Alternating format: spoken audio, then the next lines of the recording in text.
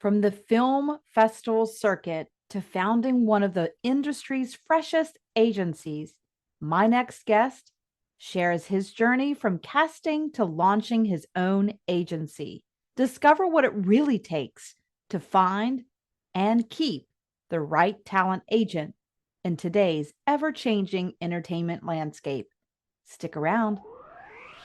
Ciao, I'm Anna Harsh, professional dancer, author, and host of the Dance Floor podcast, the podcast that offers you advice, tips, and unique ways to find those life lessons that improve our lives. So grab your dance shoes and join me on the dance floor.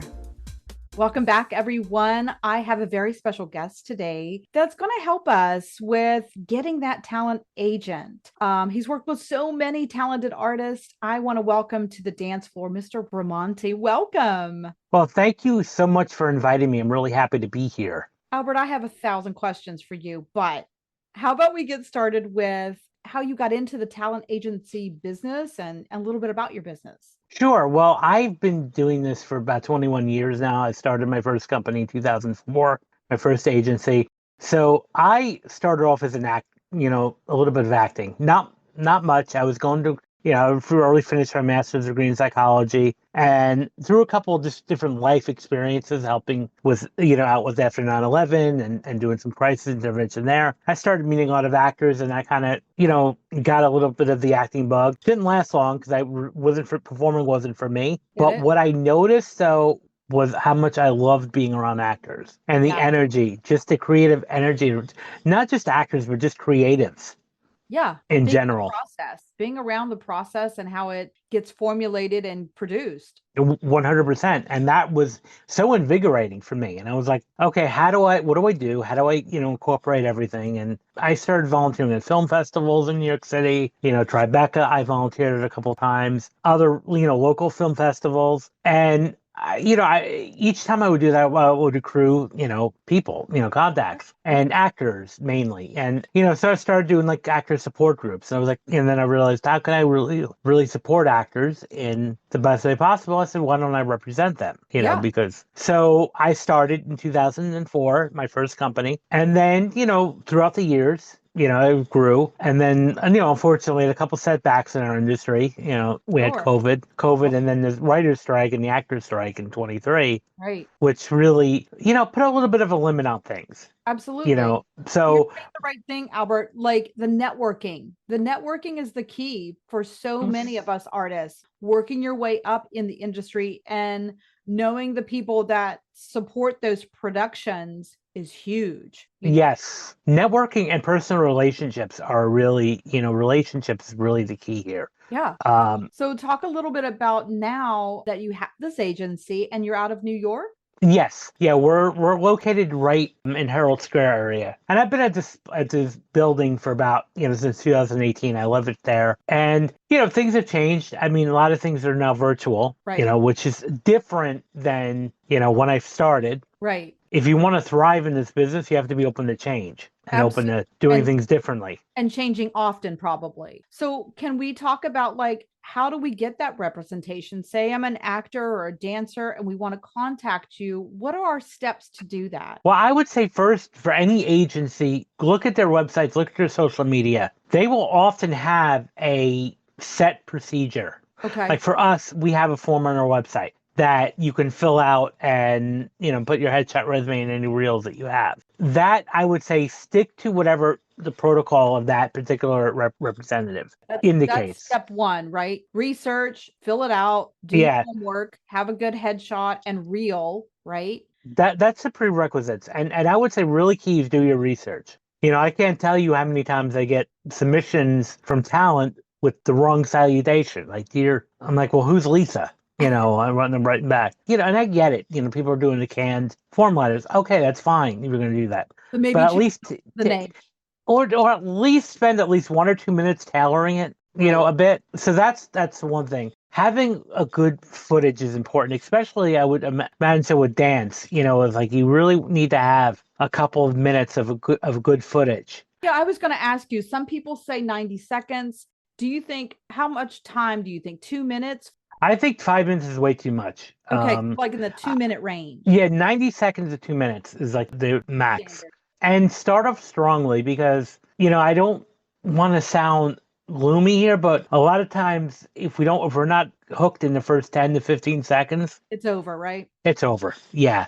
And that happens whether it's a casting director or an agent or manager. If we're looking at your, material, if we're not really hooked in it, there's 10 or 15 seconds, I may be turning the tape off. And I know that sounds, some actors are a little up in arms about that, but it's the truth. It's the truth. Um, You see so many though. There's so many people that yeah. go through Um, stand out. I get at least 50 to 100 submissions a week, and that's on the low end. I Right. mean, Yeah. and maybe I'll bring in 5% of them, for a meeting. Ready to dance like you're in Italy? It's time for the Italian Dance Challenge. Clear some space, grab a bottle of water, and gather your whole family because this Zoom dance party is bringing the energy of Italy right to your living room. And guess what? It's completely free. Yes, I said free. So turn your cameras on, bring your best dance moves, and get ready for a fun, cultural, and totally unforgettable experience. The Italian Dance Challenge with me, Anna Harsh. You'll be learning cultural Italian dances straight from Italy. So mark your calendars. Are you ready? May 20th, June 17th, or July 15th, 6 p.m. Eastern Standard Time. Now go right now to allegrodancecompany.net to register. That's allegrodancecompany.net. Andiamo! Let's dance together. Albert, can you tell us a little bit about where they're working right now? The artists that you're working with right now, like who are they working for and what kind of jobs are they getting? I do work with dancers, as I said before, but I work mainly with actors that dance or, Yeah. who do musical theater and dance. A lot of them are working on off Broadway. I have a client right now on the tour of Annie. I have a client on the tour of, the Addams Family. And I also have a lot of clients working in TV and film like Law and Order SVU, FBI, Blue Bloods. So I booked a lot of people on speaking roles and principal roles on those shows in the past. Plus, a ton of commercials too. That's important. So you have to have a little bit of variety in your reel. Yeah. Yeah. Yeah. I mean, you don't want to be too scattered either. You want to Right. have a little variety, but not too scattered. So, again, if you're an actor, maybe having a drama reel and then separate from a comedy reel. And then, of course, a dancer being a dance reel. Now, if you're an actor who does it all, what I would suggest is to have a separate reels, like have a dancer reel, have an acting reel, have a musical theater reel,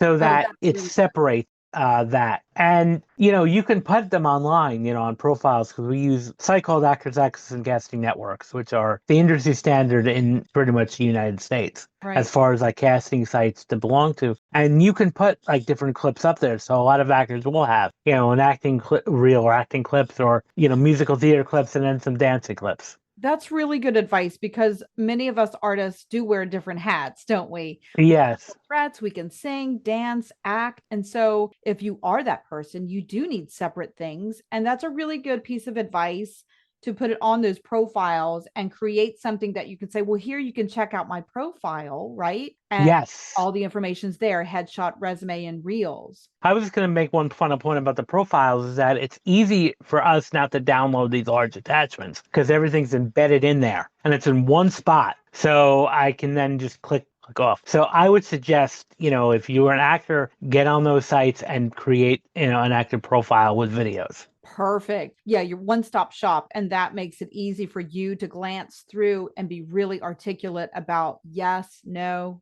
this one's for me, or maybe this person is good for something really specific, like you said, commercials Yes. or shows or productions. What do you think? We talk about life lessons that we learn throughout the arts, especially dance, but what is any life lesson maybe that you've learned through working through these productions and getting these agencies up and running and getting the talent, a job? I would say the biggest value or lesson I would say is resiliency. Amen. Being resilient. This, I love this business. I'm very passionate about it. It's so exciting, but it's also very tough. And Yeah, I'm not going to sugarcoat it and tell everyone it's going to be an easy journey. right. It's not going to be. But I would say with resilience and enjoy the challenge, enjoy it. But I would say definitely grit, resilience is probably the biggest lessons and why it's Yeah. important to have those. I tell my dancers all the time, a no is just, one more stepping stone closer to a yes. You've learned something, right? Yeah, and there's no such thing as failure, only feedback. Now, Albert, I know that you have been working with AI tools and you wanted to give us some tips about that. Yeah, I'm talking like general productivity. So, I'm starting to embrace AI. I was a little hesitant when it first boomed. I was like, oh no. I think, just like getting to use the internet, the AI is like the new internet in the past couple of years. So, I do remember there was a time when, the internet came out.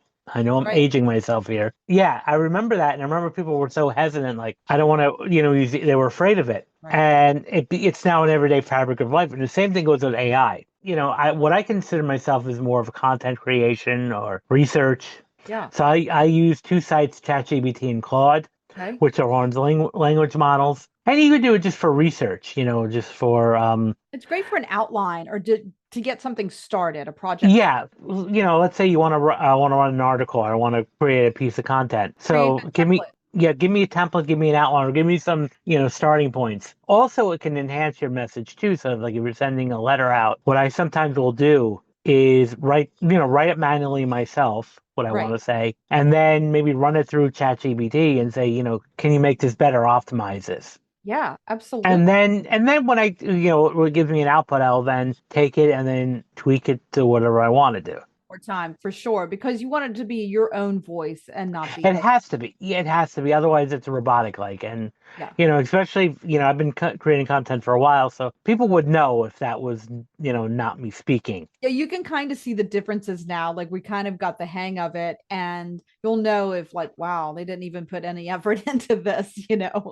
But I agree. So those are good tools for any artist to write a productive, email or resume, like look over it, mix it up a little bit, and have it be creative before maybe they send it off to you. And a lovely email Yeah, rather than, hey, Lisa. We don't know who Lisa is. yeah. Or I think even the most comical ones I'll get, and I know it's a formula because it'll be dear and then in brackets, agent's name. And I, Maybe I the just name. letters him. I'm like, should I sign the letter? Sign agent's name? That's robotic. Hello, and I Yeah. know that was typically, that screams AI. Yeah. And again, nothing wrong with that, but personalize it. Spend a couple of minutes personalizing any output you get. Yeah. Do not, cut and paste and say, okay, I'm done. For sure. You want to do your research and pay attention to that. Be detailed because that makes Yeah. a difference. It does to me, and it sounds Yeah. like you as well. And also one tip that you can do to get it to write in your voice is take one or two articles or blogs if you wrote in the past that you wrote on your own and then feed it through and say analyze my writing style. Oh, that's a really good And then it'll analyze it. ChatGPT will analyze it and say, use this, and this. And then you put it in the custom instructions and say, write in this. every output in this style. That is a perfect way to read right into you. I know you've written a lot of things and you have a book, you said. Yes. Tell us about your book. Sure. It's called Rise Above the Script, Confronting Self-Doubt and Mastering Self-Sabotage for Performing Artists. When I first started in the business, this is around like in the mid 2000s when I was really, beginning to do this, I would hear a lot of actors that would tell me they want to work, they're really hungry. But then when I would get them auditions, I was seeing another behavior happening. Oh They were no. making excuses, sometimes pulling no shows. And I couldn't figure it out. Like, why is there a disconnect between their words and their actions? And when I was going for my PhD, we have to do a dissertation, a thesis. Right. And one of the premise of a thesis is to solve a real world problem. And so I was like, well, why do performers self-sabotage? It was a great idea, and my committee loved it at the university I was at, and I created that. And then several years later, I said, I don't want to turn this into a book. And And so so where can to we get this book now? Sure, you can get it on Amazon. It's called Rise Above the Script. You can get it paperback. I have it as a Kindle and an audiobook. So if you want That's to listen to an Audible or whichever audiobook provider you use. it sounds like it's going to be really useful for those people that have those doubts before they walk into that audition room. And I think the mindset because I also talk a lot about mindset in the book and the language you use. So what I often tell a lot of actor or any actor I come in contact with is watch the language you use to yourself and to other people. Don't, you stop using the words like I'm a starving artist or I'm a struggling artist or I'm an aspiring actor. I hear that a lot. I'm like, no, you're an actor. You're a dancer. Right. It You're sounds like they're manifesting it instead of, to, yeah, it's what you're manifesting is struggle, exactly. manifesting starvation. So use the words I'm a professional working actor, I'm a professional working dancer, whatever that is, whatever you do, just, instead of saying I'm starving, say I'm a professional working.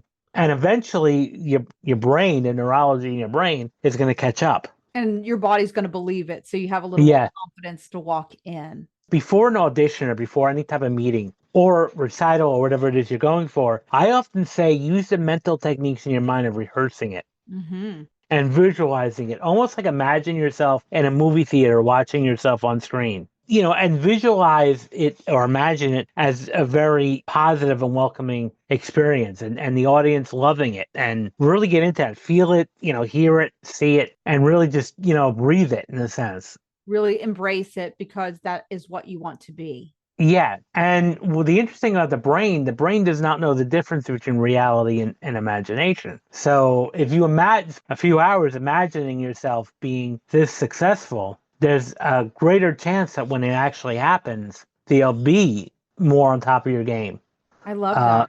and be the best you can be. And that can really set you apart from the competition. For sure. Albert, I will leave those in the show notes so that people can order your book straight from Amazon. They can just click on the link and give us your website of where can we apply to be possibly with your talent agency. Sure. Well, I have two websites. The first one is BramanteArtists.com. It's my, last name of an artist, so Bramante Artists. There's a form in there that says seeking representation. This is a shout out mention a podcast, so I know. You can also follow me on Instagram. Like I have the Bramante Artist Instagram. I also have my own Dr. Albert Bramante, which I post a lot of content on. So feel free to reach out and I'd love to collaborate and chat. Yeah, you might find the next great talent out there that is waiting to hear this, right? And be with your agency and be up on those stages and be in those productions and making their dreams come true. I appreciate all of your tips and advice. Again, I'm going to leave those links in the show notes. So, dancers, actors, if you're listening out there, pull yourselves together, right? Get those Mhm. forms and your headshots beautiful and put those reels together, make it powerful and listen to all those tips that he's given you today to be a little more successful and become the artist that you want to be. Thank you so much for being on the dance floor today and sharing your tips and advice. This is eye opening and helpful. And I can't wait to share this with everyone. And maybe you'll discover the next, who knows? Well, I'm happy to be here, and again, I want to thank you, Anna, for welcoming and inviting me on the show. Absolutely. Come back anytime and share more I'd tips. love to. Thank you so much, everyone, for listening. Don't forget to like, share, and subscribe. I'm your host, Anna Harsh. Until next time, keep moving on the dance floor.